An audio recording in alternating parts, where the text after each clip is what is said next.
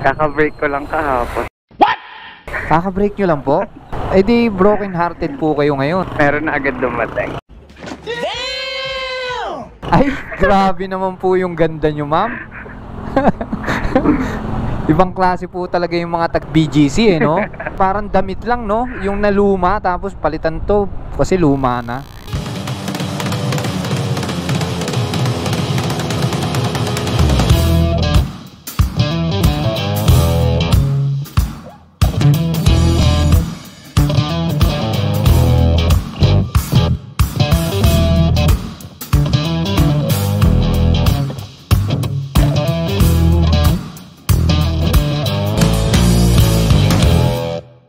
Kainan pala to, guys. Sarap po, nagutom ako bigla. Ano oras tayo kakain, guys? Siguro alas 10. Kasi kumain ako sa bahay eh. Pero kakain tayo ng mga bandang alas 10.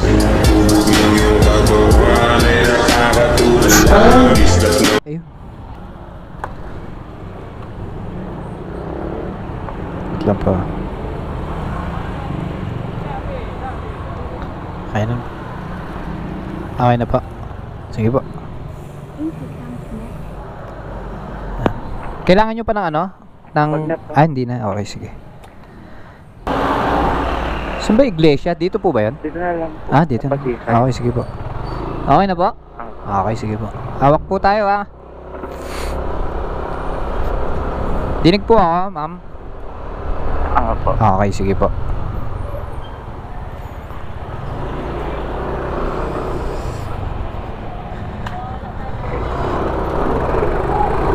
Ayos yung tapunan ni nanay, ah. Okay. May nagpipika palang basura dito, no? Kaya pala, akala ko hinahagis lang doon sa kalsada yung basura, eh. First time ko kasi makakita nun, eh. Papasok po kayo niyan? Ano po ba kayo? Call center po? Parang ang dami ko na isasakay na call center dito sa gawin na to. Pag ano po, gabi po. Okay, no?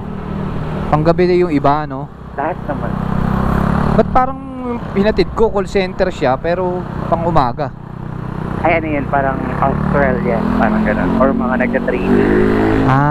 Okay. Pero pangkaraniwan po pala, no?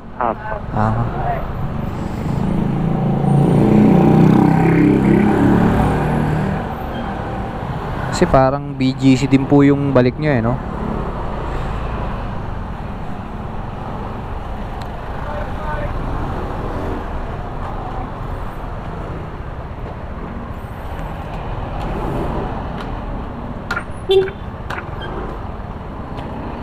Anong oras po pasok nyo yan? 9. Ay, 9? Okay, nagmamadali po pala kayo.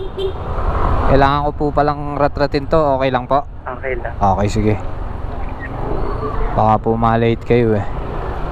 Kasalaan ako pa. Baka i-report nyo po ako, eh. Sabihin, bagal naman magmaneho. Hindi, joke lang po, ah.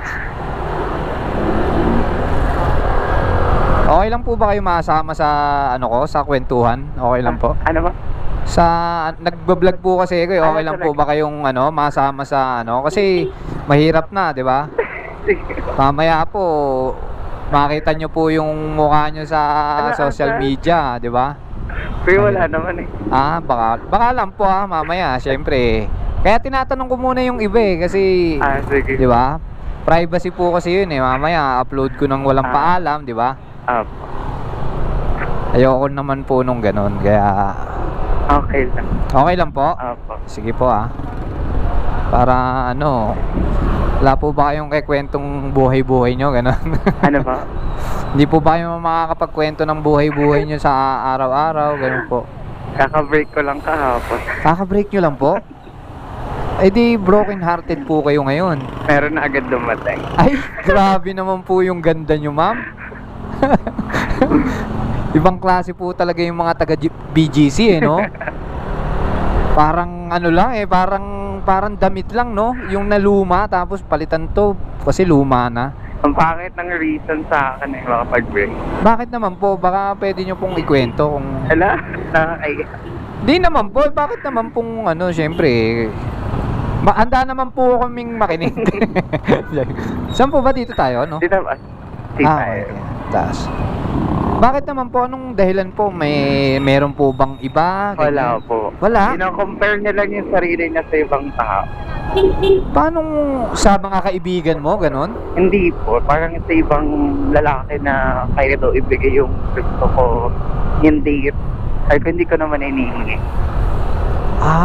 Ganon? Dahil lang sa ganon, ma'am? Opo. Tapos, nung nawalan ako ng time sa kanya, which is full time. Bakit naman nawalan ka ng time sa kanya?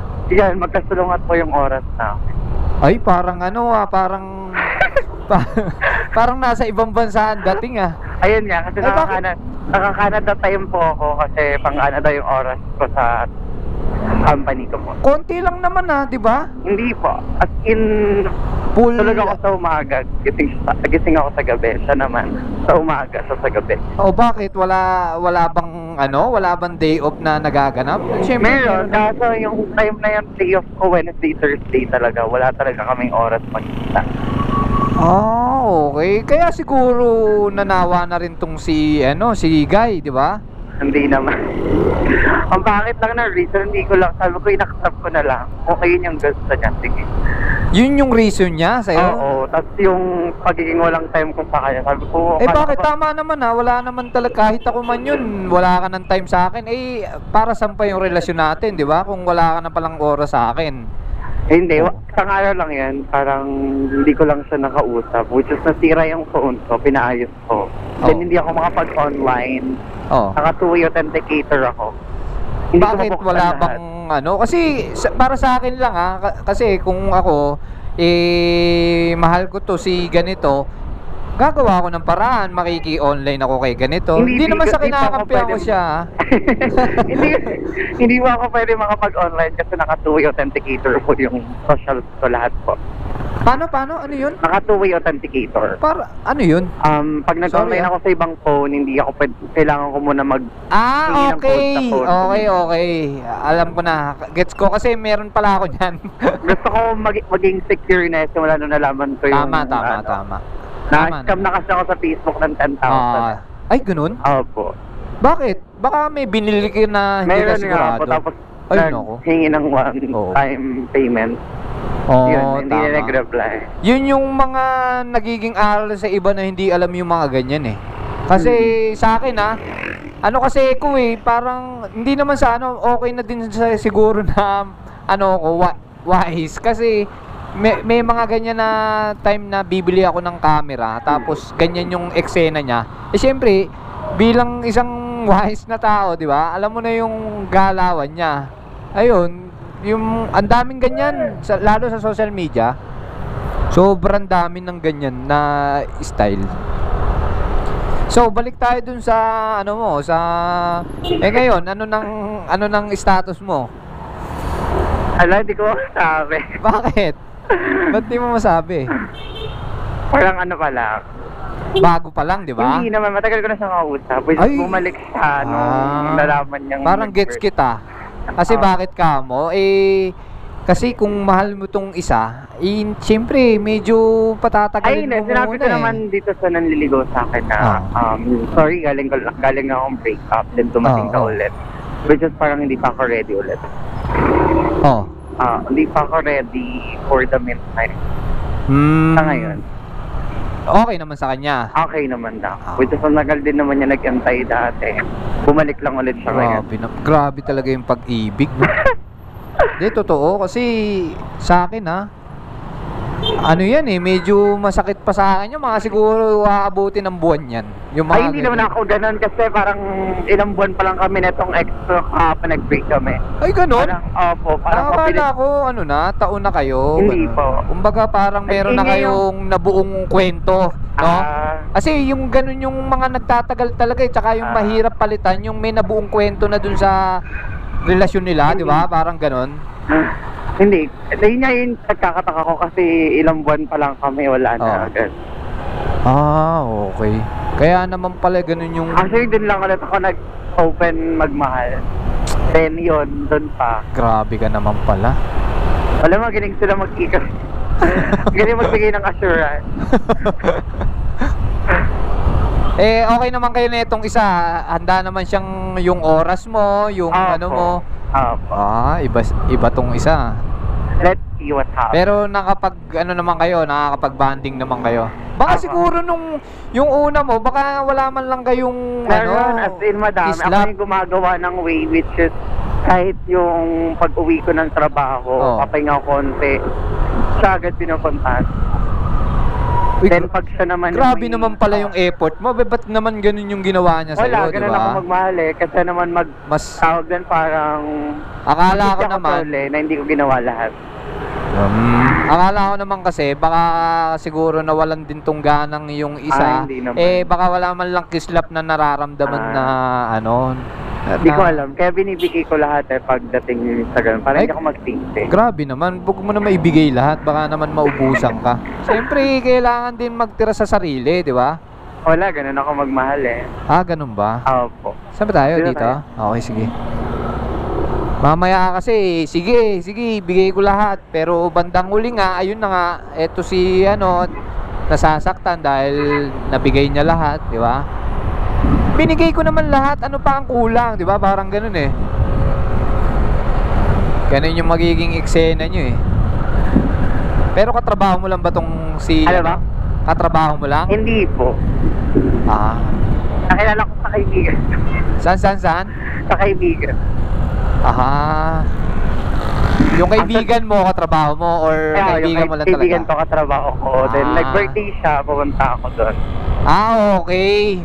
Baka magaling syumat, di ba? Ano na? Baka magaling uminom, hindi naman. Hindi, parang paano ka nagkaroon ng sa kanya? Kung paano kayo naging anong yung una mo nang naramdaman nung kainuman mo na siya, gano'n? Mabilis kasi siya, magaling siyang kumilos. Magaling siyang kumilos parang nung time na yun kasi di ko siya kilala. Tapos nagpapapansin nung time na yun, which is di ko siya kilala, wala akong pakialam sa ibang tao, which is kaibigan ko lang. Talagang inom lang talaga. Kasi di ba yung iba nagkakaroon ng parang yung sa unang tingin, di ba? Parang alam mo na kaagad na may parang intention. Yun, ganun. Ganun yung nangyari sa inyo pala, no? Na love at first sight pala si... Pero nung Sino na pares kayo? Ano ba? Pares ba kayo na love at first sight? Hindi naman, hindi pa dumating agad sa ganun.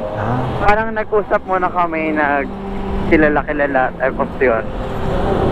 Uso pa ba yung ganun? Wala na, nag-inan lang ako sa Facebook. Tapos nag-chat lang kami pag uwi ko galing inuman. Doon kasi ako natulog sa kaibigan ko. Ganda mo naman. Parang bigla siyang no? Parang bigla siyang, ay, eto na yata, no? Parang ganun eh. Eto na yun. Inalam mo naman siguro yung niya, yung status niya, kung ano yung niya, background niya, ganun. Di mo muna ba pina-MBI? Maritime siya, kaya wala kaming oras talaga sa isa't isa. Ano ba siya? Anong trabaho niya? Wala, estudyante. Maritime po. Okay. Parang marino. Ay, marino.